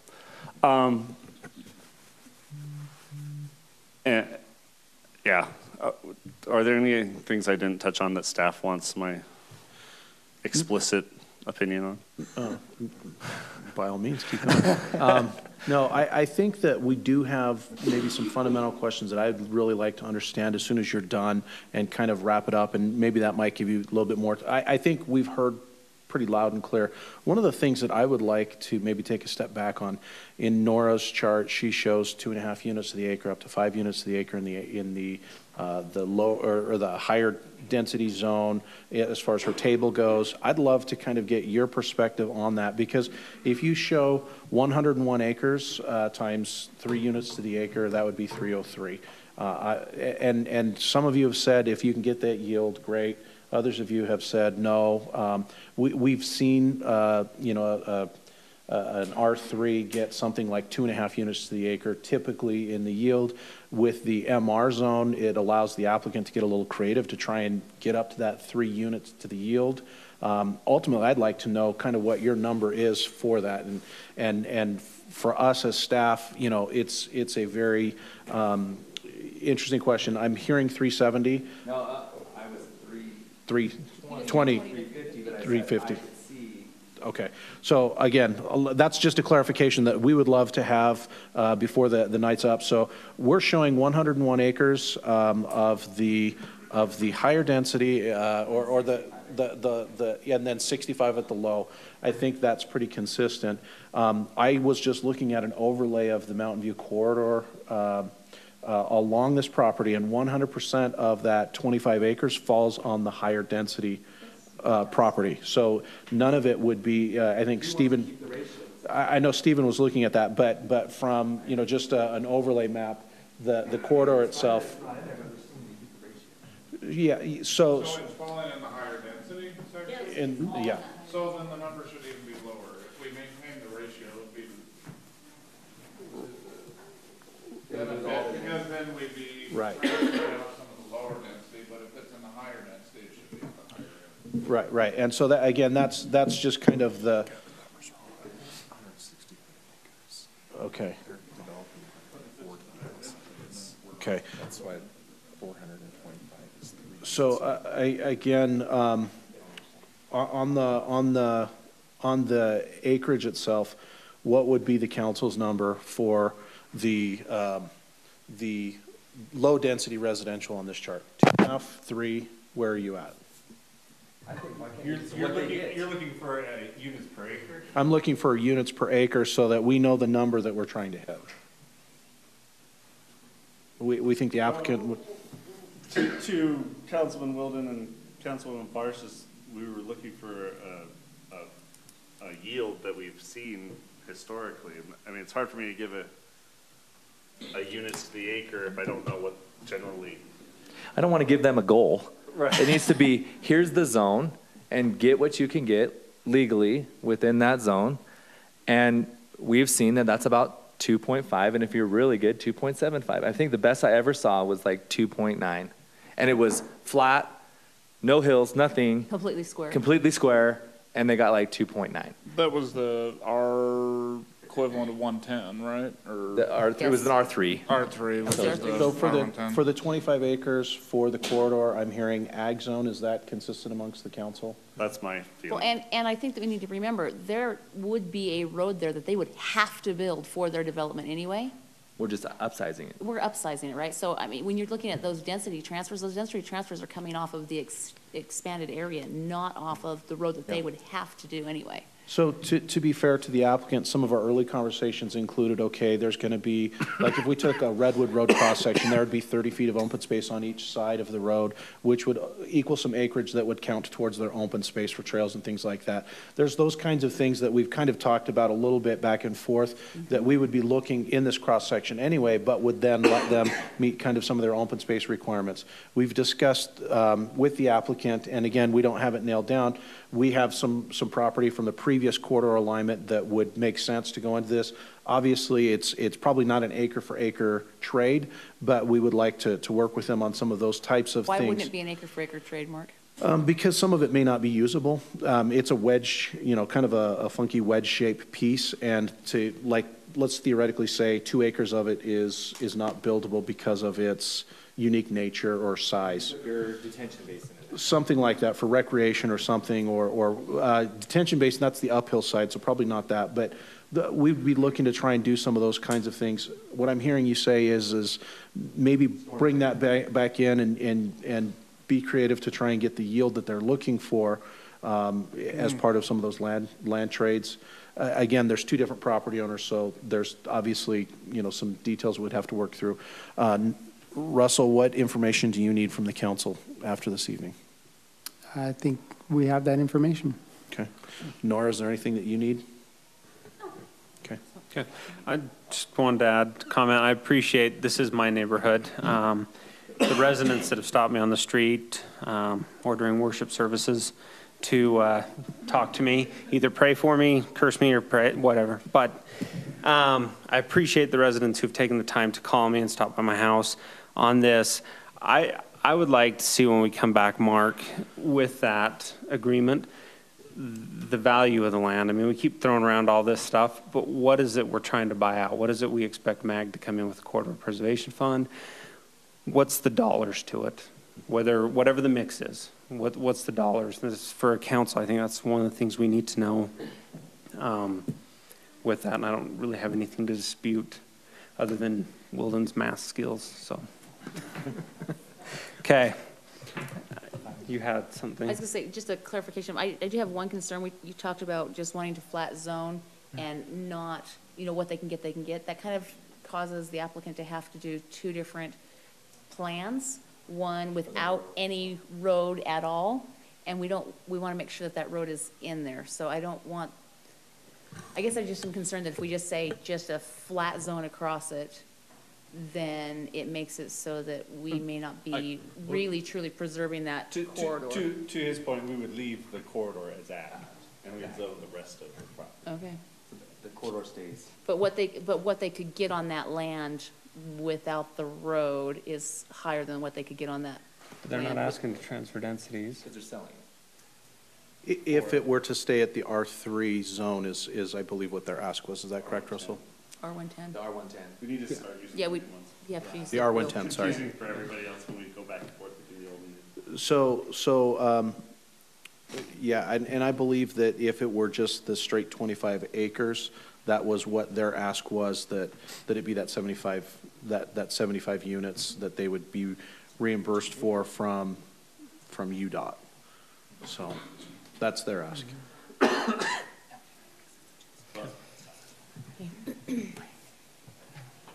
I guess, the reason I'm mostly not willing to, move forward on this tonight, and I'm sorry to the residents to make them come out one more time, is, they just got something at 5:30 tonight. I know how we hate getting something at 5:30 or 5:45 or sometimes in the meeting. And being asked to go over it. So I think that, they need more time. We need more time. We still have some questions that need to be answered. So I would, if the council's ready, I have a motion. Okay, I will entertain a motion. I move to continue the public hearing 1, Rushton annexation, development agreement, revised concept plan, ordinance 19-8 dated to date, and continue it to Can I ask for a clarification? Do you want to continue the public hearing or the action item? I think we should. We did it this time. I think we should, because it's going to change again. So the plan's going to change, then I think we should have a We want public- Heidi to come back too, so. Yes. We love Heidi when she comes to enjoy visit Heidi's us. comments. So two meetings or 2 weeks? No, just Why don't don't put you date just do a date specific. uncertain? Do a date uncertain. Yeah, I'll second that. I have a first from Councilman Porter, a second from Councilman McComber. Any further discussion on the motion? Just on the motion, if I'm comfortable with it, but if we have to continue it again, I will vote no on a third continuance. Understood. Understood. Because that's not fair to the residents, or it's not fair to other developers who we make them pay additional fees. Yep. Also, Okay. another comment, just if we can make sure we actually have all of our ducks in a row before it comes back to us, so we don't end up with both This. sides coming back on development changes Day of. It doesn't make any sense to do that. We don't like to do it, for sure. A little bit of the reason why, and we can try to avoid this as much as possible, just because of the time, if we're doing a public hearing, we have to notify property owners so many days before the hearing. So actually figuring out where you're going to be, but I think what we've learned is that we need to be further along before we schedule it for a hearing. Yep. So we will make sure. All right. thank you. Understood. I don't think we need to amend the motion, but understood. Yeah. Okay, I will do a roll call. Porter? Aye. Barch? Aye. McComber? Aye. Wilden? Aye. Podeska? Aye. Motion passes unanimously. Thank you, Russell. Quick break has been requested by the council. We'll take a quick recess to stretch legs.